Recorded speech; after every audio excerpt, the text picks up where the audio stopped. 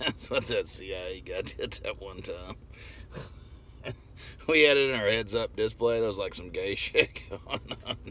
And there was a CIA guy on Fox News, and he was like, I was like, man, CIA's got to be some weird motherfuckers. There's got to be something wrong with those people. Anyways, I was going to tell my story about whenever I was in the military. I joined the military, and I was 17, and so I get there, and I get to Fort Carson, after boot camp and all that stuff. Of course, my job was pretty easy in the military, and I made it that much easier because I get to the motor pool, and there was like all this shit that took 6 hours to do. Well, I just went to supply and got a bunch of shit to put together to make it take me like an hour every day. So I had a whole lot of free time on my hands. Literally. So I'd go, I can get my job done that should have took me all day in the motor pool. And after I rigged everything up, I had like an hour. Well, these three guys show up one day. And they come to my barracks and they find me. And we go outside and talk, and they were like, hey, look, we're recruiting some young guys for this program, and there's really nothing to it. All you need to do is find out, when you can meet with us, and, what's your schedule like, and stuff like that. Something tells me they already knew what my schedule was like.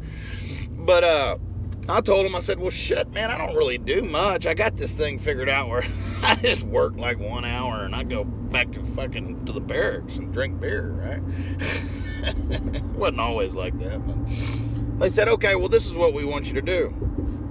Tell your squad leader that we're going to come get you. This is legit shit.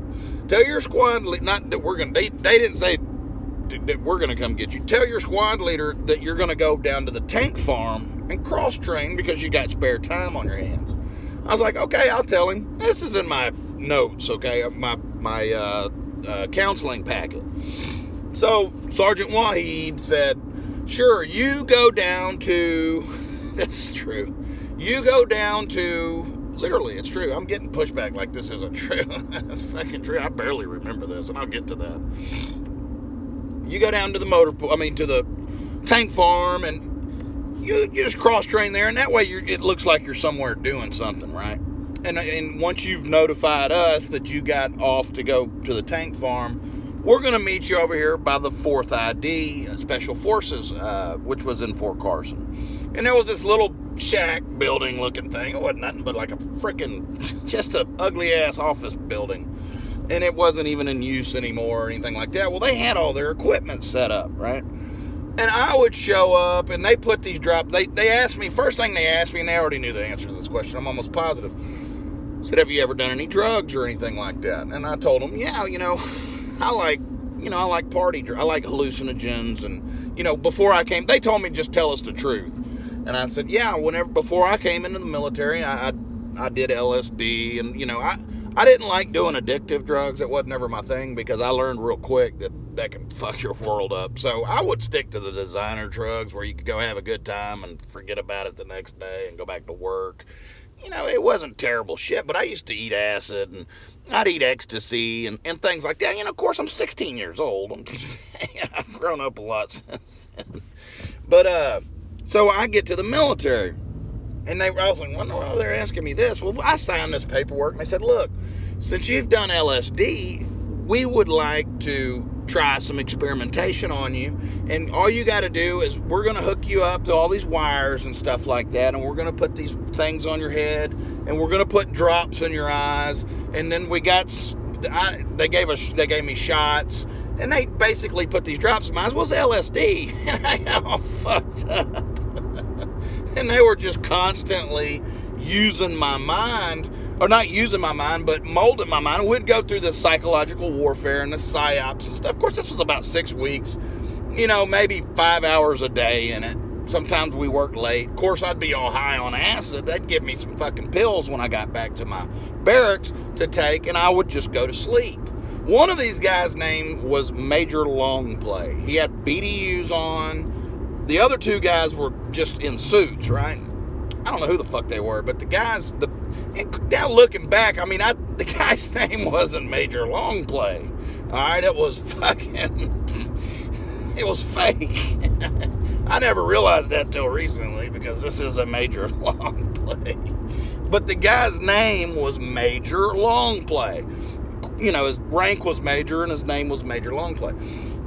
Well, they did all these tests on me, and, you know, they'd give me fucking Rohypnol and some shit like that to go to sleep at night.